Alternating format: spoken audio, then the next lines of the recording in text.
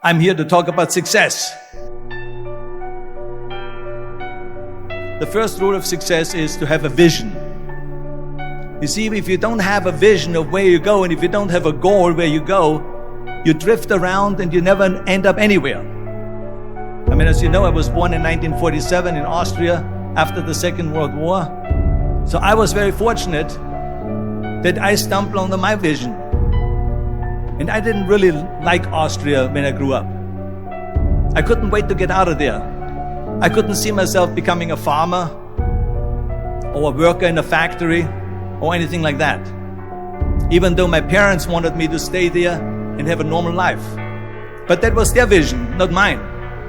My vision was totally different. I felt that I was born for something special, for something unique, for something big. Then one day I went to school. I remember I was 11 years old.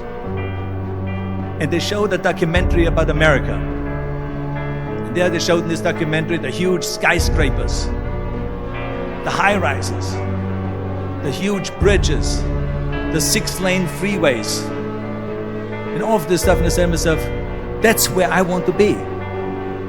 I don't want to be around here with these little farmhouses and these little buildings. I want to be in America. One day after school, I walked by a store in Graz. So I went inside and I looked around, and then I saw a magazine. I saw a bodybuilding magazine that had Reg Park on the cover. Reg Park was then a 3-time Mr. Universe.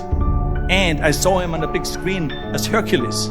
I read that and I said to myself, wow, this is the blueprint for my life. This is exactly what I want to do. I want to become a bodybuilding champion just like Reg Park. I want to get into movies just like Reg Park. And I want to make millions of dollars and be rich and famous, just like Reg Park. Do you know how great it felt that I knew where I was going? Imagine the majority of people don't know where they're going. I knew where I was going, that I'm going to become this bodybuilding champion, just like him. So it was just a question of how do you do it?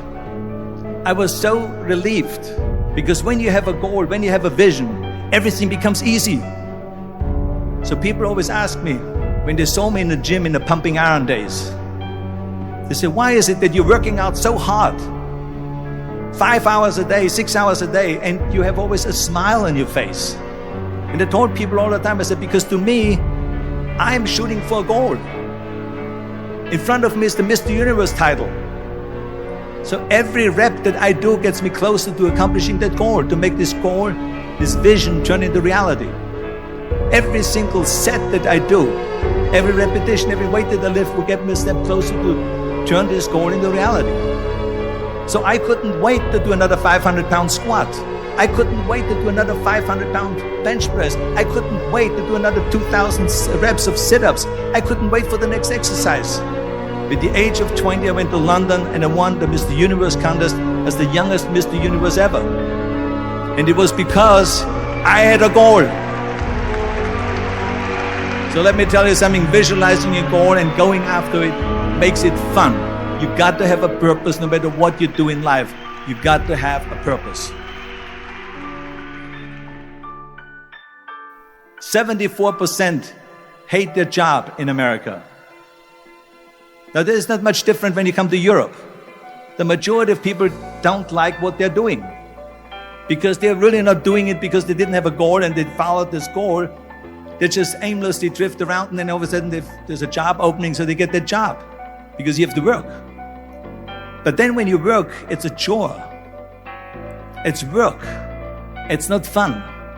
So if you think about only a quarter of the people really enjoy what they're doing in life. That is unbelievable if you think about it. So I felt so blessed that I knew what I was doing. It's like a medical student that studies and knows he wants to become a doctor. You know where to go. And the same thing is also in politics. I remember that in politics, I had a very clear vision that I will be the leader of California. That's as far as I could go because I was not born in America, so I could not run for president. So being the governor of the 5th largest state, the largest state, the 5th largest economy in the world, was for me really the ultimate title, the ultimate accomplishment in politics. So even though people came up to me and says, why don't you go and run for something smaller, you're never gonna make it. I ran for governor, and then 2 months later I became governor of the state of California.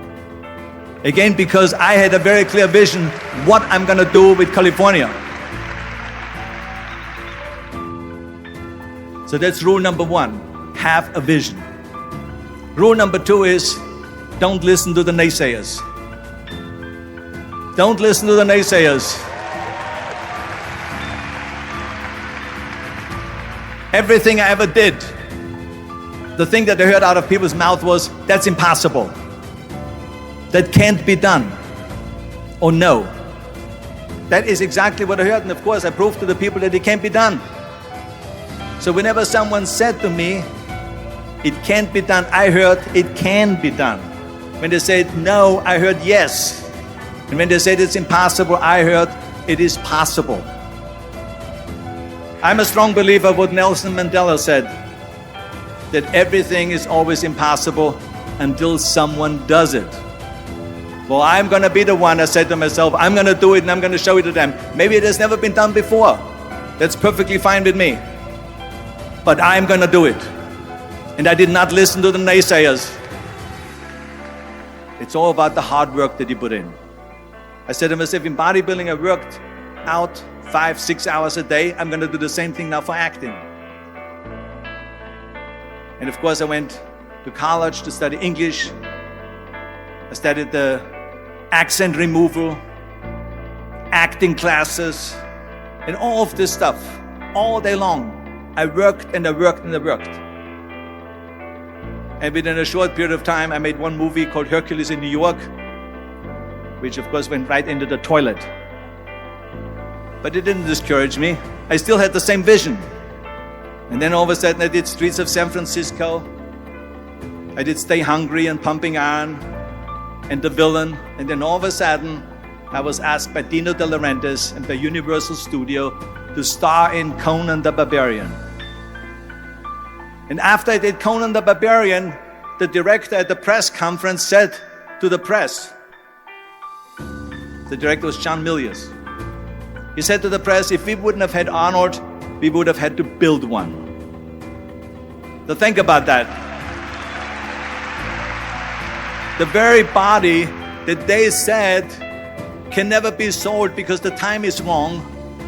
A few years later, I'm doing Conan the Barbarian, and it was the #1 hit at the box office when it came out in the summer of '82. Think about that. And the director says, if we wouldn't have had his body, we would have had to build one. So all of a sudden, my body became an asset, not a liability. And the same thing was with Terminator. After we were finished filming Terminator, Jim Cameron said to the press, if Arnold wouldn't have had that accent and talked like a machine, I think the movie wouldn't have worked. So think about that. The body and the accent that they attacked was an asset. But I didn't listen to those losers. I didn't listen to them at all. It's just the reality of it is that you cannot listen to the naysayers. So this is a very important lesson for all of you. So when someone says, no, this is a stupid idea, you in your mind, you don't have to say it, but in your mind just say this of you asshole.